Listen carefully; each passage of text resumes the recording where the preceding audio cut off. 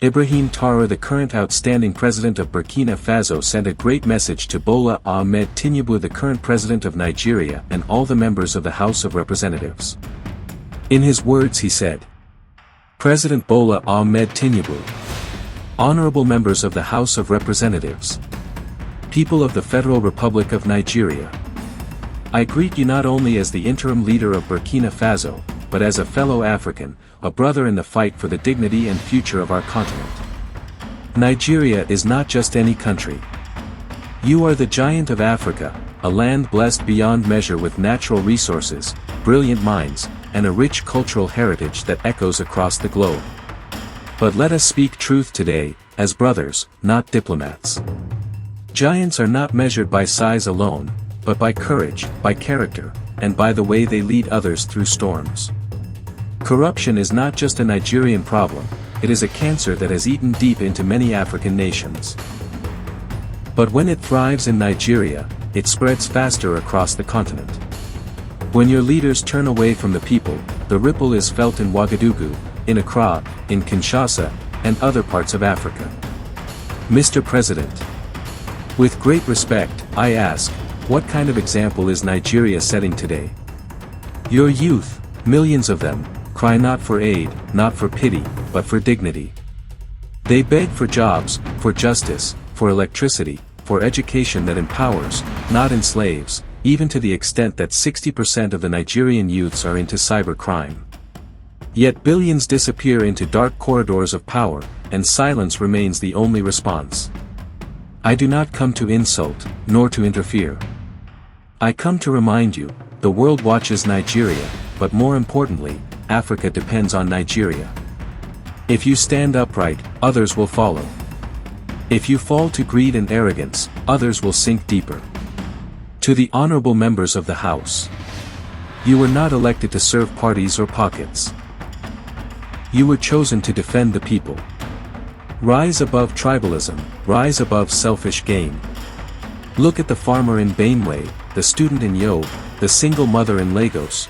They are waiting for leaders, not looters. In Burkina Faso, we chose to stand. We said, enough. Enough of foreign puppets and domestic predators. We are not perfect, we are at war. But we would rather die standing than live kneeling to corruption. Nigeria, the time has come for your rebirth. Africa needs your voice, not a voice of confusion, but a voice of clarity. A voice that fights corruption not with speeches, but with action. A voice that shows that true power is not in riches or titles, but in sacrifice and service. President Tinubu, you still have time. Be remembered not as a caretaker of decay, but as the leader who awakened a sleeping giant. Let your legacy be a new Nigeria, a Nigeria that leads with truth, and uplifts all of Africa. I say this not with pride, but with urgency. Because Africa's hour has come. And we cannot afford to wait any longer. Let Nigeria rise. Let Africa lead. Let justice reign. Thank you. Please, if you think Ibrahim Traoré is doing a great job across Africa, tap the subscribe button below this video and wish him well.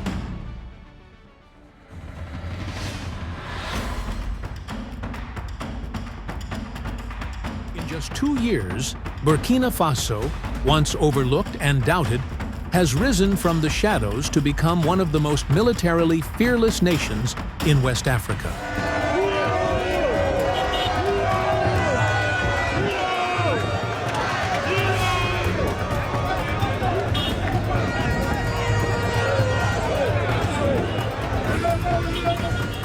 Under the leadership of Captain Ibrahim Traoré, the country has entered a new era of military strength, and the world is watching with surprise. When he first took over, people laughed. They said, "He's just another soldier trying to act like a president." They mocked his age. They dismissed his vision. But today, no one is laughing.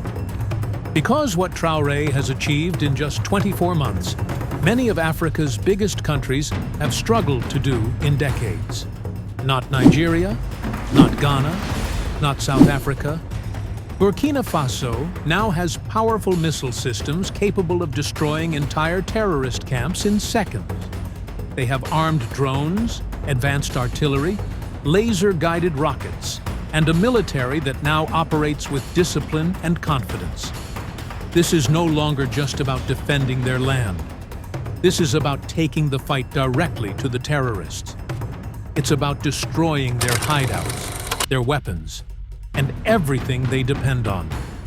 Burkina Faso has made a decision to fight back and take control of its own future, to end terrorism with its own hands. In this video, we will look at the rise of Captain Ibrahim Traore, the achievements of Burkina Faso's military, and the strongest missile launch ever recorded in West Africa. This missile has the capacity to destroy any force that threatens Burkina Faso. This is not just a comeback. This is a new chapter. This is Burkina Faso's military revolution. Before we go into that, let's first look into other great social achievements of Ibrahim Traore and how he has been eliminating poverty in Burkina Faso. Tomatoes, from scarcity to plenty. In 2023, tomatoes became a luxury in many homes. Prices skyrocketed. What used to be a basic food became difficult to find. Mothers cried as they cooked without them. Families gave up their favorite stews. But Ibrahim Traore saw more than a market problem. He saw hunger. He saw pain. So he moved fast. His government gave free tomato seeds to local farmers. Young people were encouraged to join farming programs. Urban gardens began to appear. But that wasn't all. He went a step further. Burkina Faso began producing its own tomato paste, cutting off the need to import expensive brands. The result? Prices dropped, shelves filled up, and most importantly, families smiled again over their meals. Tomatoes became a symbol of self-reliance, and it all started with leadership that cared. Number 2, gold, reclaiming the nation's wealth. Burkina Faso is rich in gold, but for decades the people saw little benefit from it. Foreign companies owned the mines. The gold left the soil of Burkina Faso, but returned no value to the people. President Traore knew this had to stop. In one of his boldest moves, he took back control of 2 major gold mines, Bungo and Wahnion. These were not stolen. They were legally reclaimed and placed under national management. Now the profits from that gold stay in the country. They build schools, they fix roads, they provide clean water. For the first time in years, Burkinabe people are seeing the true value of their land. He didn't just stop there, he established a gold refinery. Number 3, gold refinery, adding value at home. Owning gold is one thing, refining it is another. For years, raw gold was sent abroad. Burkina Faso earned little, while others made huge profits refining and reselling the gold. Traore said no more. His government built the country's first ever gold refinery, with the capacity to purify up to 150 tons every year. This isn't just a factory, it's a national achievement. Now gold can be processed, packaged, and exported with higher value. Jobs have been created, skills have been transferred. Burkina Faso is finally claiming the full value of its resources. Number 4, electricity, power from the sunlight. It seems like a simple thing until you don't have it. Across Burkina Faso, entire villages lived in darkness. Businesses struggled, students read with candlelight. But Traore saw the sun not just as heat, but as a gift. He invested in solar energy. In Zina, thousands now have steady electricity from solar panels. In Bobo Dioulasso, a new solar plant powers businesses and schools. In Nagriongo, clean energy flows into homes, reducing the country's reliance on costly foreign oil. It's not just about electricity, it's about hope, education, progress, and a brighter future, literally. Number 5, air travel, building the gateway of tomorrow. The airport in Ouagadougou was overcrowded, outdated, and limited. For years, leaders talked about replacing it, but nothing happened. Traore changed that. Construction began on a modern international airport in Donsin. With a longer runway, advanced safety tech, and eco-friendly design, this airport will connect Burkina Faso to the world. More flights, more trade, more tourism, and more pride for the nation. This project isn't just concrete and steel. It's a statement. We are open, we are rising. Number 6. Faso Rails Project. With a steady hand and a bold vision, President Ibrahim Traore unveiled the Faso Rails Project, a sweeping national railway initiative that dares to knit together all 45 provinces of Burkina Faso. More than steel tracks and locomotives, this project is a lifeline, bridging distant communities, fueling trade, and binding a nation long fractured by distance. Hailed as one of the most visionary infrastructure plans ever proposed by an African leader, it reflects not just ambition, but deep belief in the power of unity and movement. Under Traore's leadership, the echo of progress may soon be heard on rails stretching from border to border. Number 8. Expulsion of French military and diplomatic presence.